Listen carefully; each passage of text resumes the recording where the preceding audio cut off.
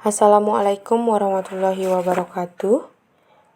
Yang saya hormati Bapak Saiful Arni Musyaf SEMM sebagai dosen pengampu mata kuliah akuntansi sektor publik 2. Pertama-tama marilah kita panjatkan puji syukur kepada Allah Subhanahu wa taala karena telah memberikan rahmat, kesehatan dan keselamatan kepada kita semua. Adapun topik atau materi yang akan kami bahas pada kali ini adalah penyusunan laporan keuangan pemerintah daerah konsolidasian. Perkenalkan, nama saya Septina Susanti dengan nomor induk mahasiswa A1C020228 yang akan bertugas sebagai moderator pada kali ini.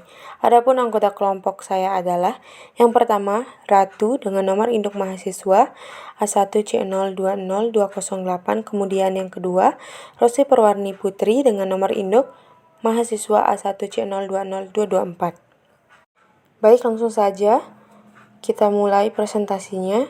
Materi yang pertama akan disampaikan oleh saya sendiri. Baik, saya akan menyampaikan materi yang pertama, yaitu penyusunan laporan keuangan konsolidasian atau LKK.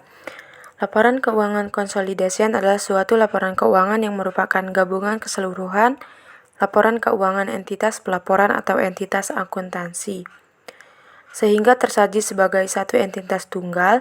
Proses penyusunan laporan keuangan konsolidasian sesungguhnya merupakan pekerjaan sederhana secara logika, karena pada dasarnya hanya menjumlahkan akun-akun yang sifatnya sama di dalam laporan keuangan dari seluruh SKPD ditambah dengan akun-akun yang ada dalam laporan keuangan PPKD.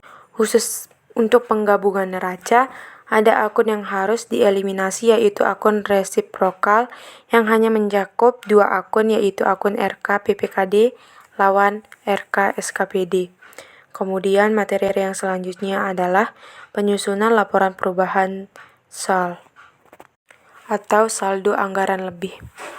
Laporan perubahan saldo anggaran lebih menyajikan informasi kenaikan atau penurunan saldo anggaran lebih tahun pelaporan dibandingkan dengan tahun sebelumnya. Laporan tersebut terdiri dari saldo anggaran lebih dikurangi penggunaan saldo anggaran lebih sebagai penerimaan pembiayaan tahun berjalan dijumlahkan dengan sisa lebih atau kurang pembiayaan anggaran, koreksi kesalahan pembukuan tahun sebelumnya, dan lain-lain. Kemudian gambar yang ada di bawah adalah format laporan perubahan saldo anggaran lebih. Sekian dari saya. Materi selanjutnya akan disampaikan oleh teman saya. C. Penyusunan laporan arus kas. Entitas pelaporan yang wajib menyusun dan menyajikan laporan arus kas adalah unit organisasi yang mempunyai fungsi perbendaharaan umum. Unit organisasi yang mempunyai fungsi perbendaharaan umum adalah unit yang diterapkan sebagai bendaharawan umum daerah, negara, daerah, dan atau kuasa bendaharawan umum negara atau daerah.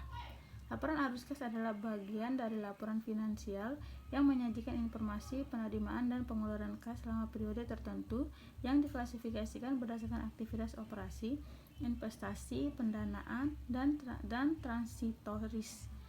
Kemudian ada beberapa aktivitas, ada aktivitas operasi, investasi, pendanaan, transitoris, dan ilustrasi penyusunan LAK. D. Penyusunan catatan atas laporan keuangan. Laporan keuangan harus disertai dengan catatan atas laporan keuangan yang berisi informasi untuk memudahkan penggunaan dalam memahami laporan keuangan. Kemudian ada catatan laporan keuangan pada dasarnya harus mengungkapkan hal-hal sebagai berikut. Yang pertama, menyajikan informasi tentang kebijakan fiskal keuangan, ekonomi makro, pencapaian target perda APBD. Kemudian menyajikan ikhtisar pencapaian kinerja keuangan selama 1 tahun laporan.